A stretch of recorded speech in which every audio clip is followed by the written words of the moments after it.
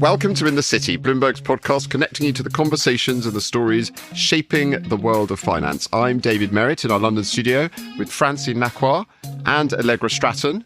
And we've all just peeled ourselves away from watching Jeremy Hunt deliver his hour or so long autumn statement. So we're going to be reacting to that, seeing how business is feeling, how the city is reacting. And so with us also today is our city editor, Katherine Griffiths. Welcome to In the City again, Katherine. Thank you very much. So you've peeled yourself away like the rest of us. We've just watched Jeremy Hunt and Rachel Reeves responding to his autumn statement. What are your takeaways? Well, my main takeaway, quite honestly, was to be extremely annoyed not to have got the story that they were going to spring a retail share offering in NatWest on us. And NatWest shares went down. And then everyone was like, oh my goodness. Although I am going to take a little bit of credit for this amazing policy because a few weeks ago, you came up with it. I literally did. I love it. I don't think anyone had thought of it. And at the Conservative Party conference, I was on a panel with Andrew Griffith, who's obviously been moved on since being City Minister. The Griff. The Griffiths sisters like to stick together. Not related. I'm just, not related. Disclaimer. Disclaimer, very important. And I said, how about you do a retail share offer? Because he was saying how it would be great if we had more of a share owning culture. I don't think he said yes. I think he may have said no, or, didn't say very much at the time, just kind of gave a negative sense. But hey, he presto. went to think about it. This is how he did the numbers. Yeah. And so I do think perhaps that's down to me, guys. Yeah. That is brilliant. That is why we you have are the our city original editor, Katherine Griffiths. So how is it going to go down more broadly outside the Square Mile? We're going to have a big offer of NatWest stock and the government's going to completely sell down their stake? Yeah, so they'll probably sell some other ways as well to institutions, and they have this thing weirdly called a dribble out, where when the shares are at a certain price, they sort of very gradually do dribble the shares out into the market. But the retail offer will be, it will be a really eye-catching story, and it's amazing really that they're going to do it, because they will make an enormous loss on what they sell the shares for compared to all those years ago during the financial crisis, what they bought them for. And I must say, I'm of the view that that's a bit of an unfair criticism, because they bought NatWest at that time to save the banking system, and that's one thing. But it will be ugly, the big loss. And a weird time as well for NatWest. I mean, they're going through a leadership. I mean, they've had this crisis over Rose having to step down, and the whole Coutts thing is still. Yeah, a really weird time. And I think in some ways, I wonder if that partly kind of sharpened their resolve on this, because having almost 40% of NatWest during this whole Nigel Farage fiasco has been just a horrible nightmare for the government. And, it looked like they stepped in a very direct way to get rid of Alison Rose as chief exec. So it sort of highlighted, I suppose, that really it isn't the best idea for governments to own big banks. And maybe it's best for everyone to have a parting of ways. And it genuinely is a way for people out there perhaps to think, they will have heard of NatWest. If you are going to try to get people interested in owning shares, famously, of course, the Tell Sid campaign from the 1980s, he mentioned, didn't he, today?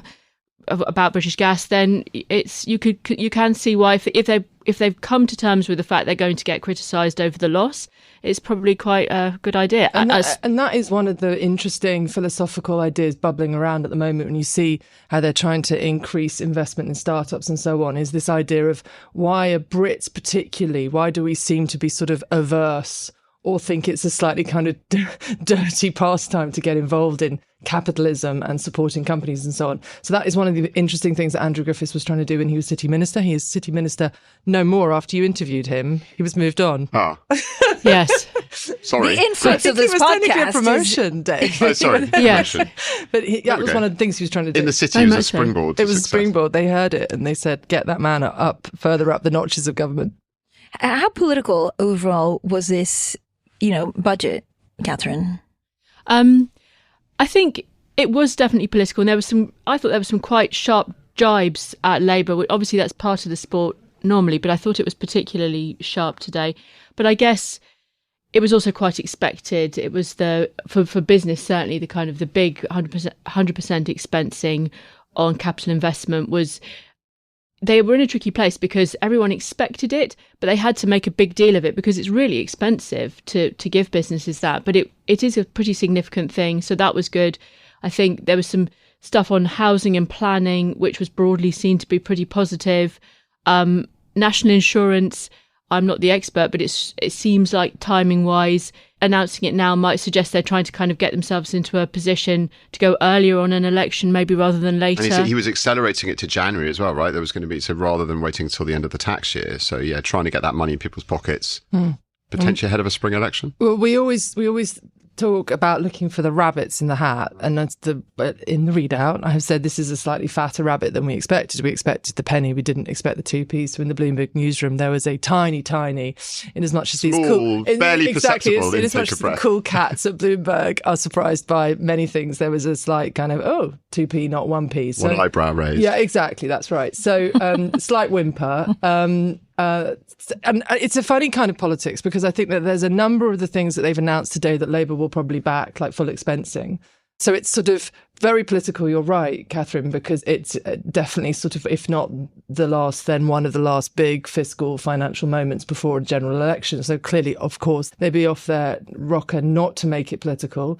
I think the other politics and themes that I'm starting to hear are around Sunak and Hunt talking about being businessmen and contrasting themselves with Reeves and Starmer, who, for all that Rachel's incredibly impressive and has had that period in the Bank of England, it isn't running your own company and taking that kind of risk. And certainly the Chancellor Hunt today, and he now takes the mickey out of himself for doing it because he did it a lot during the leadership race, but talks about 14 years running his own business. So I think we'll probably start to see quite a bit of that to come full circle to this point about, Britain and this kind of, do we quite understand setting up your own business, the risk you take, and then wanting to keep equity and control and not being able to, and so decamping to the States and so on. How do we start to reverse that or change that culture in the UK? But, and actually to both of you, I mean, this at the margin won't make a huge difference. I know there were tax cuts, but they're still the highest in 70 years. So it's giving, I guess, something for people to say, maybe I'm not that badly off, or maybe it'll get better. But it's not really a game changer. And it's all been possible thanks to higher inflation. So the OBR found this money. I mean, they didn't really find the money, but they said, look, you have more fiscal space because inflation has gone up. And so tax revenues have increased because they froze the bands. So it's not really new money there. No. And on the sort of investment side, and as Allegra says, there's this incredible kind of push to try and get the UK more investable.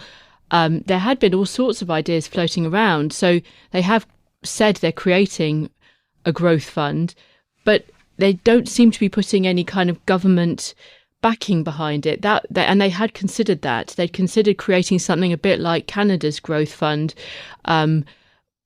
and actually sort of trying to make it more enticing by there being some co-investment.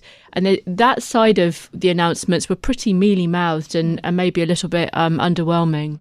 I mean, I actually wrote down the quote because it was so striking when he said, this budget delivers the biggest business tax cut in modern British history.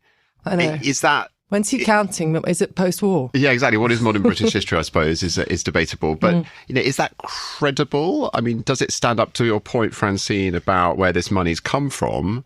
Is it just, because of inflation's been so high? I mean, is it really going to goose the economy? Is it really going to goose investment? And, is this, I mean, we didn't see the pound really move, did we, on the back of this? They were probably relieved it wasn't the budget of last year.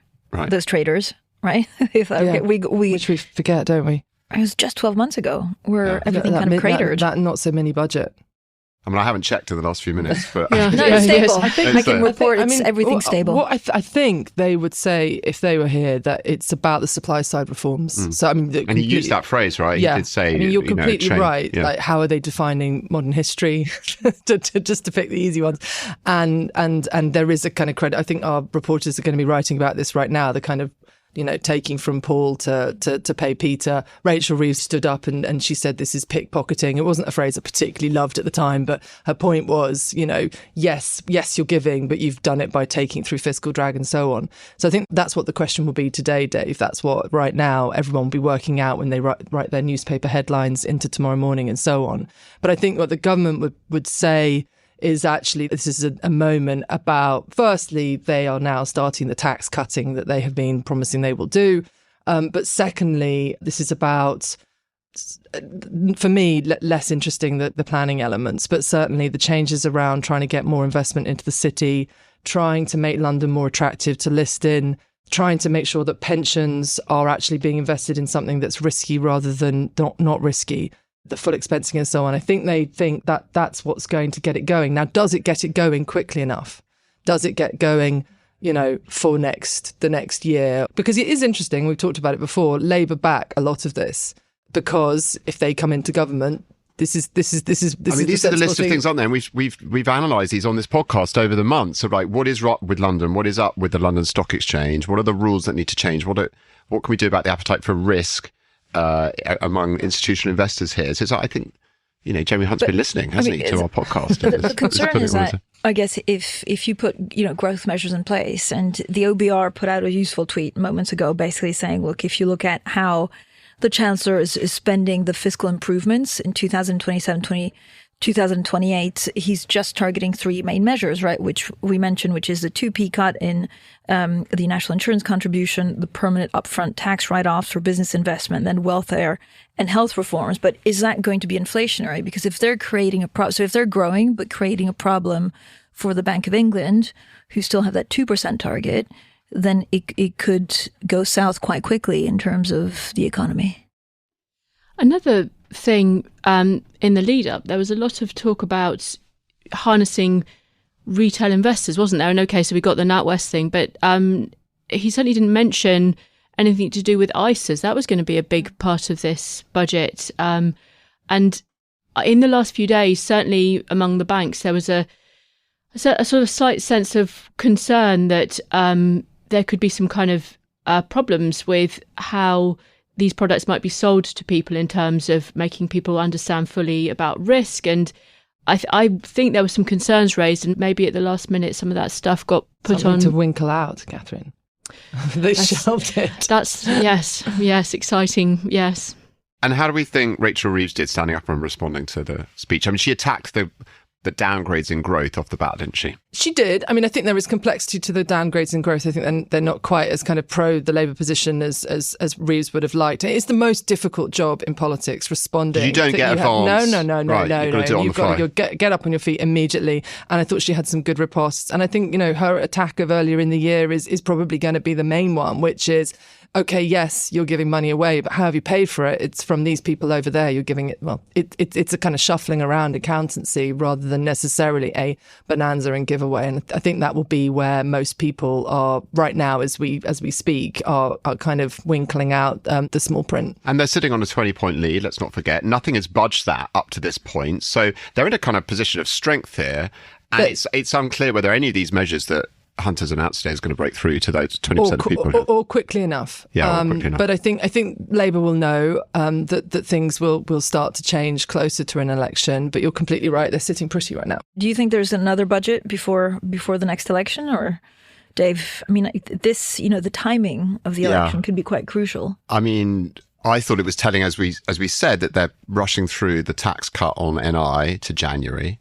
And to your point, Allegra, about the sort of the political positioning of this around the business, the very pro-business points. I mean, it does feel like they're laying out what the campaign, when it comes, is going to be fought on. But it's not far away. I mean, they have to do it by January 2025. So, and the thing that we always have to bear in mind is that, it takes a while for these things to be felt in people's pockets. So I think, yes, rushing forward to January is significant and interesting, not least because the 1p was trailed or scooped, who knows what anymore. But so I think it is definitely substantial and interesting. But I think come what may, you do it quickly because you want to say, okay, for the last however many months, you guys have had a bit more money in your pocket. You're right, Fran. money in pocket can mean inflationary. What I think we know about this lot is because of what happened to Liz Truss and how it was such a catastrophic end for her and for all her followers and so on. I think we know that they are almost setting store by being so different. So I suspect all the relevant authorities and so on will have been sense checked on this. Well, one of the other things, that, of course, which was drowned out a bit by some of these measures was a cut in the forecast for growth next year as well. So there might be a sense that the longer they leave it for the election, maybe the economic news isn't as good next year as the months pass, and maybe the spring. I mean, best guesses are the autumn at this point, aren't they, for the poll? But, I'm only laughing because we focus on the economics, and you're right, they're they sort of switch around quite a lot. But also there's two of those other pledges on the NHS and on Stop the Boats, which are tricky. Yes, tricky. That's a good way to put it. So we're talking about economics and thinking about the timing of an election, but actually there's other aspects to think about that are proving elusive. Make people richer, they'll forget the rest.